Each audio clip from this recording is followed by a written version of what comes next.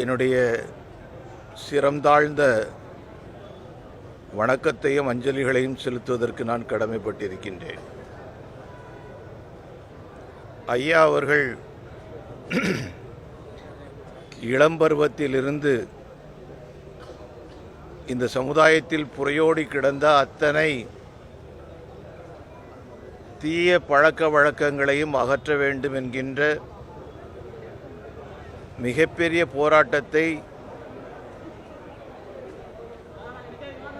இளம் வயது முதல் நடத்தி இறுதி மூச்சு வரைக்கும் அதற்காகவே வாழ்ந்திருக்கின்றார்கள். பாரதிய ஜனதா கட்சிக்கும் பொது உடைமை கட்சிக்கும் 1000 வேறுபாடுகள் இருந்தாலும் கூட மக்களுக்காக உண்மையாக உழைத்த இந்த மாமனிதர்களை எல்லா பாகுபாடுகளுக்கும் அப்பாற்பட்டு போற்றி வணங்குவது நம்முடைய கடமை. ஐயா அவர்கள் பணகுடியில் அருகாமையில் பிறந்தவர். பணகுடி பகுதியில் 4 வழிச்சாலை பணிகள் முடிக்கப்பட்டு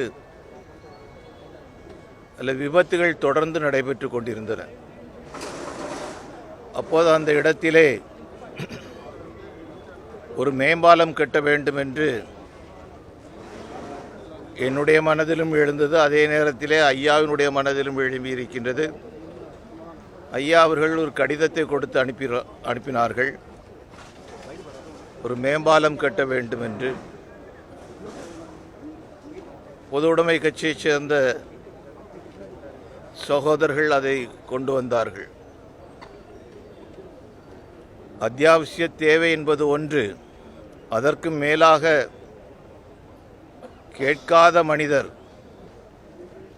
எதையும் தனக்கென்று விரும்பாத ஒரு மனிதர் முதல் முறையாக கேட்பதை நான் ஆச்சரியமாக பார்த்தேன். அதுவும் கூட தனக்கென்று கேட்கவில்லை, மக்களை காப்பதற்காக கேட்டார். எனவே உடனடியாக சிறப்பு நிதி ஒதுக்கப்பட்டு ஒரு பாலம் அல்ல 2 மேம்பாலங்களுக்கு அடிக்கல் நாட்டப்பட்டு, அந்த அடிக்கல் நாட்டு விழாவிலே அன்று நான் பேசியது இன்றும் எனக்கு நினைவிருக்கின்றது. இந்த பாலம் மத்திய அரசாங்கத்தால் கட்டப்படக்கூடிய ஒரு பாலம்.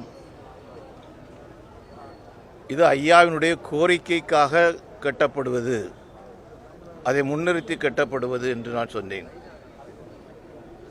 இந்த பாலம் கட்டி முடிக்கப்படும் போது நான் பொறுப்பிலே இல்லை. ஆனால் என்னுடைய விருப்பம், ஐயாவினுடைய பெயரிலே அந்த பாலம் அழைக்கப்பட வேண்டும் என்பது என்னுடைய விருப்பம். இதுக்கு முன்னாடியும் சில இடங்களில் நான் பேசியிருக்கிறேன். மாண்புமிகு தமிழக முதல்வர் அவர்கள் ஐயாவுக்கு சிறப்பான ஒரு நினைவை போற்றக்கூடிய வகையில் செயல்படுவார்கள் என்ற நம்பிக்கை இருக்குது. பணகுடி தமிழகத்தினுடைய தென்கோடியில் இருந்தாலும் கூட என்னை பொறுத்த வரைக்கும் அவர் கேட்டார். அதுக்கு முன்னாடியே நான் முடிவு செய்திருந்தாலும் கூட ஒரு மாமனிதனுடைய விருப்பம், ஒரு தியாகியினுடைய விருப்பம், அதை பூர்த்தி செய்யக்கூடிய வகையிலும் கூட நாம் அன்னைக்கு அந்த மேடையில் பேசினேன். தமிழக முதல்வர் அவர்களும் மத்திய அரசும் இணைந்து அந்த பாலத்திற்கு ஐயாவினுடைய பெயரை சூட்டுவார்கள் என்று நான் நம்புகின்றேன், வேண்டுகின்றேன்.